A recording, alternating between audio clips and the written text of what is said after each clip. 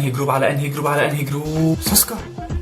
ساسكا وياتاشي الاثنين، يعني هي المرحله اتطورت من ساسوكي بقت ساسكا. تخيل وانت داخل على جروب وتشوف الشخصيه المفضله ليك بتتقارن باكل، يعني كل الشخصيات بتاعت الانمي التانية خلاص خلصت وما لقوش غير الاكل ويقارنوا الشخصيات بيها. ومع افضل كوسبلاي عالميا والاول عربيا،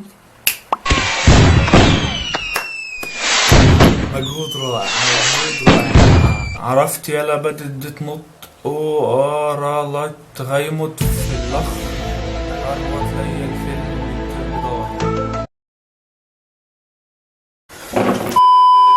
واحدة عايزة تعرف اسم الانمي، 134 كومنت على البوست. 134 كومنت. ده انا اجمد كوميك نزلته في الصفحة ما جابش الرقم ده ما جابش الرقم ده في اللايكات اساسا.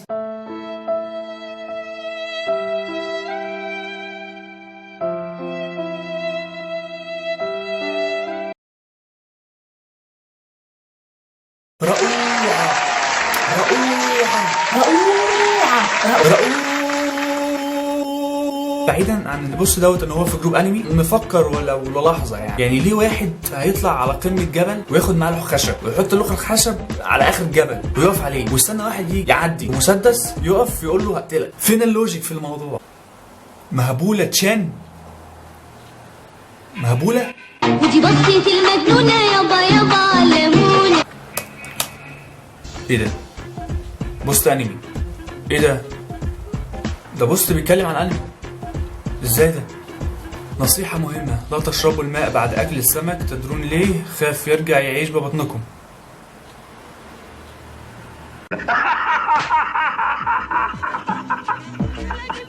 بيس يا مان بيس. هذا البوست برعاية لوفي الحساس.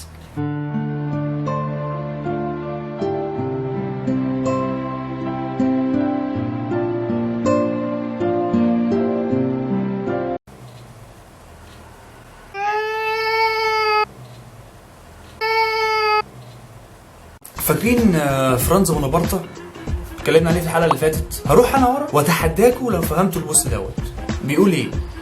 مشكله، صديقي لديه صديق دامت صداقتهم 4 سنوات. اسس صديقي كروب انمي منذ 3 سنوات باسم ناروتو. حلو. هو الكروب الذي انطلقت منه موهبتي، ما وضحش ايه الموهبه. يوما ما صديقي عين ادمن قام بحظر باقي الادمنز واراد حظر صديقي، لكن لم يستطيع صديقي التخلص منه وعاش صدمه لانه وثق به. الآن صديقي مات جده وعمه الاثنين بشهر واحد، فطرد 1000 عضو وحظر جميع الأدمن. ليه ما تعرفش؟ وحول المجموعة إلى سرية ومنع النشر وخرج، وصديقي الآن محبط بسبب ذلك، لكن عد نشاطه وقررنا تأسيس كروب أنمي جديد، لكن هذه المرة وان بيس. طيب أنا خلصت البوست دلوقتي إيه؟ أعمل إيه طيب؟ إيه الاستفادة اللي استفدتها؟ مفيش حاجة خالص. متى آخر مرة استحممت فيها؟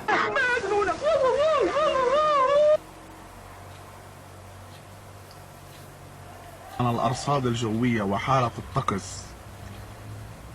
قبل ما تعطونا المعطيات لحالة الطقس، انتوا شو بتكونوا متعاطين؟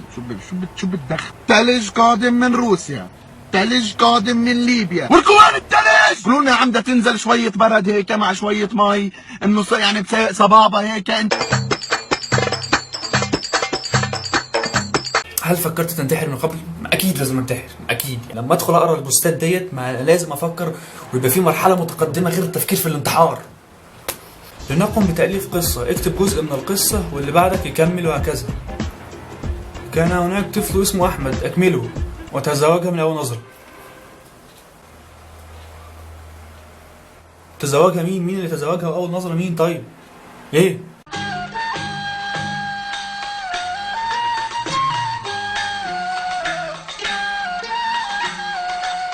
ركزوا معايا في الفقرة ديت، هوريكوا ازاي تبقوا فانز من عالم اخر. ركزوا. اول حاجة هتجيب صورة انمي، لازم تبقى صورة انمي وجودتها ضعيفة جدا. لو جودتها متوسطة او جودتها عالية ما ينفعش. صورة انمي بجودة ضعيفة هتكبرها على قد ما تقدر عشان تبكسل قوي، وبعد كده هتحط اي حاجة مش متعلقة بالانمي. يعني مثلا انا هحط مكنسة، فتحط انت مكنسة جنب شخصية الانمي اللي انت جبتها، وتكتب بقى باللغة العربية، لازم باللغة العربية. ماذا يسمون هذا الشيء في بلدكم، وتسيبها مفتوحه وتكتب. لازم تكتب ها اللي هي ايه، ه وه اللي هي مش ضحك يعني، تحس ان في حاجه وقعت على الكيبورد وانت بتكتب، اللي هي ها. وكده يبقى احنا خلصنا اول توتوريال لتعليم ازاي تبقى فانز من عالم اخر.